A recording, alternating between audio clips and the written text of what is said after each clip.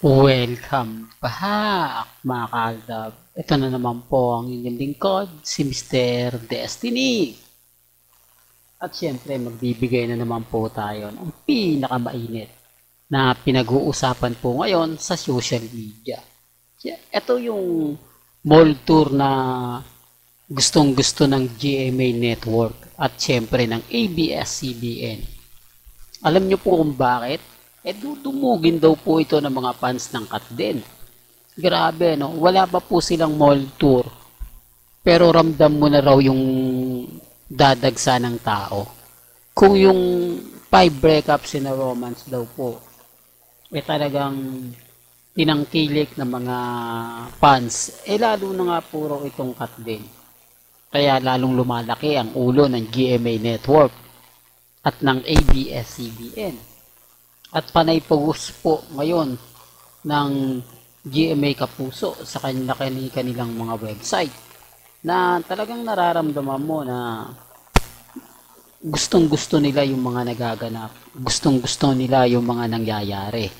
Kaya nga sabi ko sa inyo mga kaaldab, may mga bagay-bagay po na mapapaisip naman po kayo na kung sino nga po ba talaga yung nagsasabi ng totoo o nagsasabi ng fake news. Sino nga po ba yung mas nakikinabang? Di po ba tama yung sinasabi ko na ang makikinabang po talaga walang iba kundi ang GMA Network at ang ABS-CBN. Pero itong mga fans po ni na Alden Richards at ni Catherine Bernardo, wala po kasi pagdating po ng huli, pagdating po sa pinale, maghihiwalay din po sina Alden at si Catherine. Kaya nga po hindi sila umaamin. Kaya nga po walang aminan nangyayari. Kasi hindi po sila magkarelasyon. Pinipilit lang po ng mga fans. Umaayon lang po ang management. Pero kung titignan nyo naman po at susuriin, hindi nyo makikita po, di po ba? Wala po kayong makikitang ganap na si Alden na kasama lagi ni Catherine. Si Alden kasama lagi sa mga gigs. Si Alden ganito ganyan. Di po ba? Real talk. Kaya nga po sabi ko sa inyo, maraming mga Alden fanatics ang kumakampi kay Mr. Destiny. Maraming mga Alden fanatics ang nagsasabing tama naman yung sinasabi ni Mr. Destiny. Kasi kung may relasyon sina Catherine at Alden, hindi papayagan ni Alden Richards na tuwing may party nandun siya. Tuwing may mga celebration nandun siya. Hindi po ba? Ibig kong sabihin yung magpupunta ka ng mga bar, yung talagang, kumbaga, mag-level ka. Yung tipong parang ngayon ka lang nakawala. Hindi, totoo naman po eh. Kasi nung mga panahon po sila ni Daniel, never pong lumalabas yan si Catherine. Never pong nagsusuot ng mga maigsi. Dahil si Carla Estrada po, stricto po yun. Hindi po ba? Ayaw na ayaw niya makikita. Kita nyo naman po yung kasuotan lagi ni Catherine. Lalo pa si Alden Richards. Hindi po ba? Lalo na po sila Daddy Bay. Kaya nga sabi ko sa inyo, may mga bagay-bagay po na nakakagulat lang. Po ba na sinasabing, bakit naman nila hinahayaan yan, Mr. Destiny? Bakit ayaw nila magsalita? Nakmong ganito, ganyan. Kaya nga sabi ko sa inyo, ramdam nyo naman po yan. Bakit ayaw umamin ng dalawa? Kung titignan nyo, walang relasyon si Alden. Walang karelasyon si Alden. Daw. Walang karelasyon si Catherine. Bakit ayaw nila? Kasi alam nila may masasaktan. Alam nila sa bandang huli may iiyak. Alam nila na hindi maganda yan. At least, maghiwalay man sila ngayon, hindi sila umamin. Hindi po ba? Matapos man yung pelikula, okay lang. Split na tayo. Total, di naman tayo umamin eh. Nawala tayong relasyon. Publicity lang po talaga. At para lang po talaga yan sa promotion ng Hello Love Again. Yan po yung totoo na hindi nila naiintindihan. Di po ba? Totoo naman po eh. Gaya nga po ng lagi ko at paulit-ulit kong pinapaliwanag. Pagkatapos po ng pelikula, dun nyo lang po maintindihan at maunawaan ang mga sinasabi ko. Hindi rin nakikisawsawan GMA Kapuso sa issue ni Catherine at ni Alden. Never po itong kumbaga nagsalita gaya nga po ng ABS-CBN. Talagang yung ABS-CBN, talagang si Alden yung napopromote nila, no? Si Alden yung laging topic nila. Laging nakadikit kay Catherine. Sa bagay, si Catherine nga po talaga yung makikinabang dito at yung ABS-CBN. Kasi karamihan ng mga fans ni Alden tututok sa mga show ni Catherine sa ABS-CBN. Napapabor naman po ito kay Alden dahil lahat ng mga fans niya o fans ni Catherine susuportahan nga po ang Pulang Araw. Parang give and take lang po talaga. Parang doon mararamdaman nyo na okay lang naman kasi parehas naman silang nagagamit. Parehas lang naman nilang nagagamit ang mga fans kasi todo suporta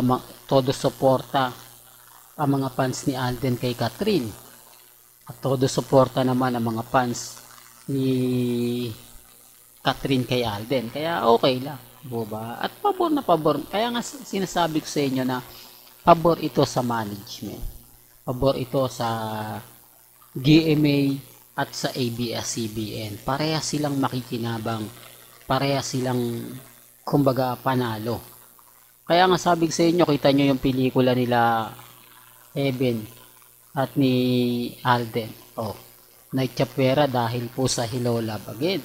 Samantalang dapat mas maaga itong pinalabas.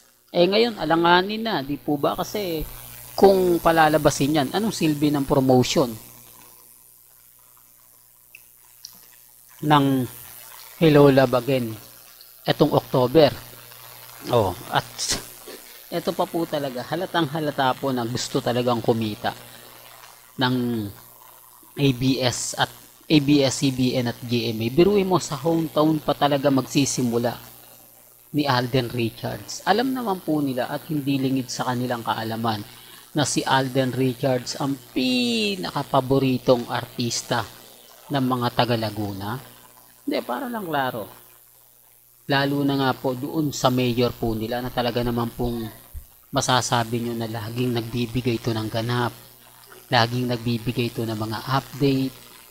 Laging, kumbaga, hindi ito nawawala kahit sa mga piyesta-piyesta. Talagang todo support, youth ng kabataan, etc. etc.